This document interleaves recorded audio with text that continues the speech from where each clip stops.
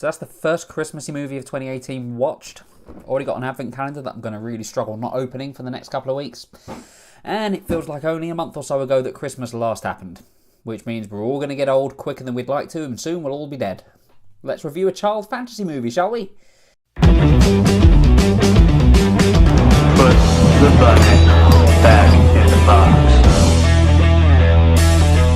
Starring amongst others Mackenzie Ford, Jaden Knight, Keira Knightley, Helen Mirren and Morgan Freeman, directed by Lasse Hallström and Joe Johnston, off of a screenplay by Ashley Powell. This is my review for The Nutcracker and the Four Realms. The Nutcracker and the Four Realms is the story of Clara. Her mother's died, and she, along with her brother and sister, are each given presents. Hers is an egg that has a lock but no key. She visits her godfather, played by Morgan Freeman, and he directs her, in a way, to this whole new world that she didn't know existed. When she's there, she finds out she's a princess, and she is tasked with saving the entirety of the Four Realms. I don't know what it is with Disney. When it comes to sort of the Marvel movies or sort of Star Wars, like, they seem to know what they're doing. They make films that may not always be brilliant, but they're always very, very entertaining. For the most part, at least they are. But with the movies like this one, the more standalone pieces, they seem to struggle with it. Wrinkle in Time was a mess. Like, it was visually interesting, at least, but it was quite a bit of a messy movie. This one isn't quite as bad as A Wrinkle in Time. Like, I prefer it, I think, to that one, but it's still not a great movie, and it's still the one that's riddled in problems. But let's start with the positives first, because it's a Christmas movie, so I guess 'tis the season, let's be positive. The film looks gorgeous. Like, the Four Realms, like, the world that's built in that looks great. It's very, very CG heavy, but it works. Like, it looks like a really, really interesting place. There's a lot of little details in there. Sort of the things that come to life and the creatures that are there, the toy soldiers, like, they all look really, really good. And I can't really fault that aspect of the film. And the sound's good as well. There's a very sort of whimsical score to this one. It always tries to make it sound like it's bigger than it actually is. So it does feel like it clashes at times, but I do like the music that was used in here. Performance-wise, Helen Mirren's fun. Like, I'm not really sure why Helen Mirren was cast in this one, but she does a good job with it. Keira Knightley, it commits to the role. I enjoyed her performance. Like, she fully embraces how nuts this character is.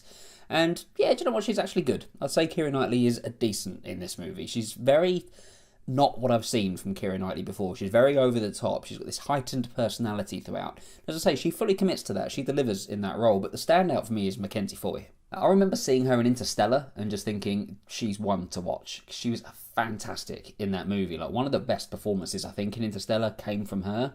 And she's really good in this one too. She does the best she can with what she's given. And she does elevate the material to a degree. This is a bit of a weak script in a lot of ways, but she brings a lot more to it through her performance. So I still think she's one to watch. I don't think this was the best movie for her. I don't think it's the great movie to showcase what she can do. But she's very, very good. She does, as I say, she does the best she can with what she's given. There's not a lot to say about the rest of the cast, except for one. There's a lot of sort of smaller roles here. Morgan Freeman, for example, doesn't get a huge amount to do. He's kind of in the beginning and the end, but that's about it from him. And he's very dependable. He's Morgan Freeman. But I have to mention Jaden Knight. He's horrible in this movie, and I hate saying things like that. I hate saying bad things about performances, because it feels a little bit mean, and I always try to, even when I'm saying negative things, find a positive spin on it. But I can't find anything positive to say about his performance in this at all. Like, he's a good actor. Like, I've seen him in Ready Player One, and I thought he was really good in that. But here, I think he's just horribly miscast. Like, he's not given great material to say. The dialogue that he's given is pretty awful throughout most of the movie, actually. But his delivery of those lines is so wooden. Like, it feels so fake when he's speaking. He doesn't seem to connect to the material. He doesn't seem to be given the right direction. And yeah, I just think he was not the right person to play this role, because he plays the Nutcracker. Like, he plays not the main character, but the character that's named in the title of the movie. So it's an important part. But I got nothing from him. There's no personality that comes from that performance. There's no charisma.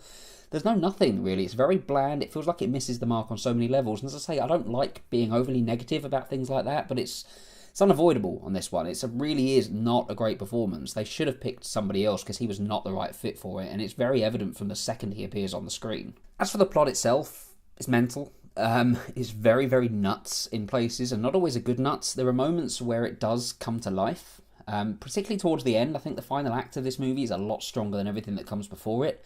But it's so crazy in the sort of way that it doesn't really connect together very well. It feels like a lot of random things, and the movie moves at such a pace that it's almost jarring. Like, we're supposed to believe that Clara takes to her role as this princess instantly. Like, she takes to what she's doing. It doesn't take a huge amount of time before she's leading an army, but it doesn't feel like she's earned that. It doesn't feel like she's got to that point.